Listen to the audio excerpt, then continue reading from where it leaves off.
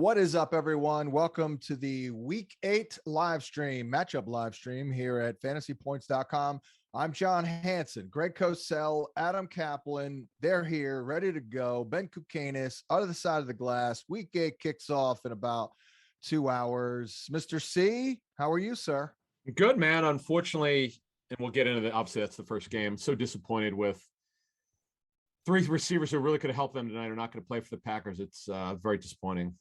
Mars the matchup a little bit for me, but Rodgers has shown when a lot of guys are out, he can still get the job done. So we'll see what happens. All right. And that is true. And Greg, I'm sure you're ready to go. So let's dive in here. Green Bay at Arizona. And Greg, how much of the Packer D have you seen recently?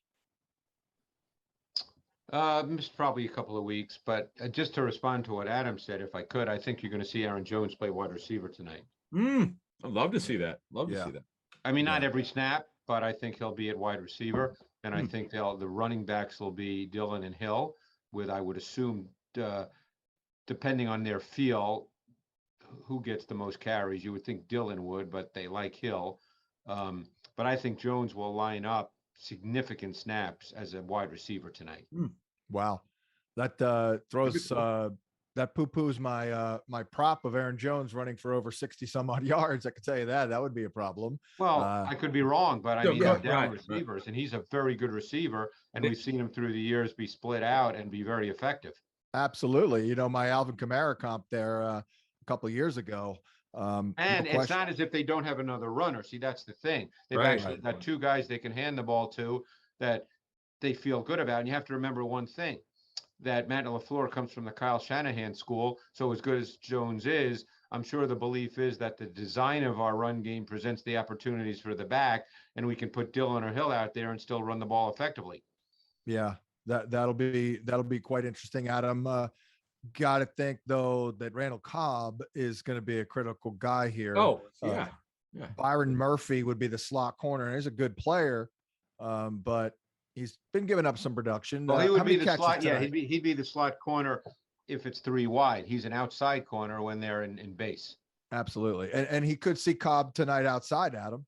I was going to say, yeah, it's not like they can't do that, and they're so down at wide receiver. You know, I'm looking forward to seeing tonight. He's going to have to play as Amari Rodgers. Yes. Yep. Really looking forward to him. Greg, what do you remember about his tape? I liked his tape. He's a short guy, but a powerfully built guy with a very strong lower half. In some ways built like Elijah Moore. But Rodgers had vertical ability at Clemson, really good run after catch because of the strength in his body, very competitive. So I liked Amari Rodgers. Obviously, he's going to play, and you would assume he's going to get targets. Would you was he a guy that you thought could also line up outside? Greg? Yes, he did that at Clemson. That's what I thought. Yeah. I think personally, a lot of that, John, for teams now, with very few exceptions, with obvious players like the Cole Beasleys, I think that delineation between slot and outside is not what it used to be 5-10 years ago. And Nick Sirianni said this. I know a couple other coaches I talked to said this. Sirianni was telling the media that because they kept talking about X and Y. He goes, guys, we look at them.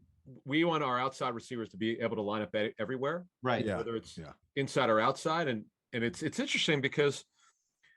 And Greg, are you noticing this in college football? That are these receivers coming in playing like different positions, or are they just at one side? Like, well, that depends on the school and the team and coaching staff. A lot of them line up all three, though, Greg. Right. Right. Now, I was just wondering if they're if they're a little bit more savvy. There are some schools, some coaches where a receiver lines up literally on one side of the field on every snap. I mean, look, we talked about this. Just popped into my head. We talked about Gabriel Davis coming out of college. He lined up in one place every single snap. So it depends on the school, the coach. Some guys move them around. So that's not a universal thing one way or the other. How big do you guys think the loss of J.J. Watt is? That feels pretty huge to me. I think it is. He's played extremely well over the last month. He's been a very disruptive player. Yeah. Although I will say this, the player who really stands out, and I've watched a lot of Cardinals defense, John, just so you know. Yeah. The player who really stands out doing what I'm sure they expected when they drafted him, is Isaiah Simmons. He is really standing out on film right now. Now, in terms of doing what? In A terms of lot like of things.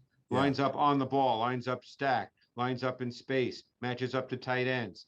He's in a sense being that multi-dimensional player that they thought he could be, because last year he was lost. And actually last year, through the first 7 or 8 games, he'd probably played 70 snaps total. Yeah, because they've been really good against tight ends, and I didn't know if that is that Buda Baker, is that Isaiah Simmons, probably a combination of all of them, right? Yeah, They got great athletes back there. they do. You know, the second and third level. How about Robert Alford balling this year? I don't know if you've noticed that, but he grades out really well. Yeah, I mean, he plays a lot. I haven't necessarily noticed him where I go, wow, he's playing great ball. But I'll tell you one thing though, this team is not playing, just so you know, they are not playing anywhere near the percentage of man coverage this year, cover one anyway, that they did a year ago. They're way, way down. So they're playing a lot more zone coverage this year than they did a year ago.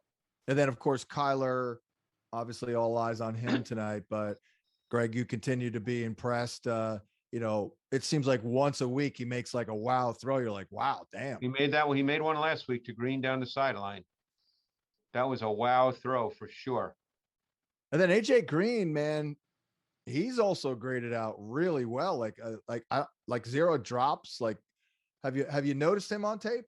Absolutely. I mean, their offense has changed, and you and I discussed this the other day, John. You know, they're not going to have DeAndre Hopkins with 115 catches. They're going to have, it's really, really spread out. So I don't know what the numbers will be.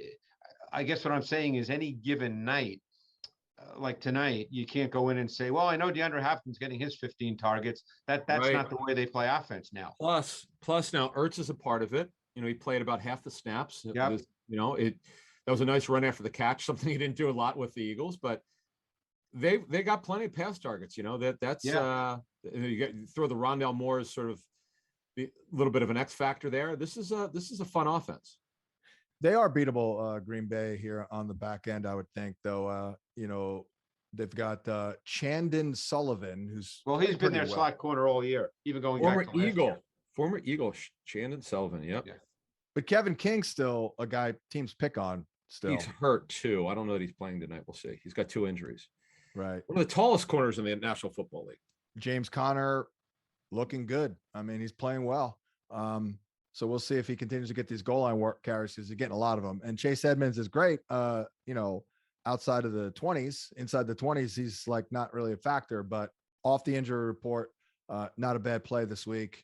And certainly not an easy game to handicap. Let's be honest here. I mean, it's a little difficult. I got to be honest. You would think, right? You would think with all that, and I know Rodgers has done well without Adams, and he'll make guys, the true testament of a great quarterback is making others around him better. Yeah. I'm sure he'll do his best to do it. But the way that the Cardinals are playing right now, and I know that, you know, Chandler Jones, by the way, will be back tonight. He's definitely playing. I don't know how much he'll play, because he apparently lost a lot of weight on COVID. Really? Oh, wow. Yeah. He you know, he was working out in their facility Friday, which would have suggested that he would be activated for the Texans game. They didn't activate him, but they activated him 2 days ago. But yeah, you're right. So the over-under apparently dropped. It's down to 51. I'm not sure what that means, other than all these guys are out for the Packers. I took the under on that still. I'm not expecting a ton from Rodgers here. Our guy Wes Huber pointed out, you know, the coverage shells that he'll see often tonight, not exactly ideal for him. And maybe that's to your point, Greg, because they're playing less man. You're talking about the Cardinals. Cardinal D, yeah. Well, just keep in mind, if Aaron Jones gains over 14,000 yards tonight, he'll become the leading rusher in NFL history. Okay, that's a good nugget right there. Yeah. Moving on to Carolina and Atlanta. I mean, Greg, you know, Sam Darnold, it's just, I don't know, man. His margin for error is just weird, because, you know, the first 3 weeks he did look great, and then it's completely unraveled. I wouldn't say great though, John. I would say he managed the game well. For him, he was ahead of the game for him. Processing was better, but he